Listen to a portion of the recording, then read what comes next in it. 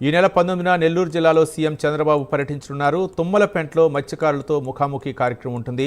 AP వ్యాప్తంగా ప్రతి మత్స్యకార కుటుంబానికి 20,000 రూపాయలు ఇవ్వనుంది రాష్ట్ర ప్రభుత్వం. ఇక సీఎం చంద్రబాబు మత్స్యకారులకు ఇచ్చే 20,000 భృతిని ఈ సభలో విడుదల చేయనున్నారు. దీంతో సీఎం సభకు మత్స్యకారులు తరలి రావాలని కావ్య కృష్ణారెడ్డి పిలుపునిచ్చారు.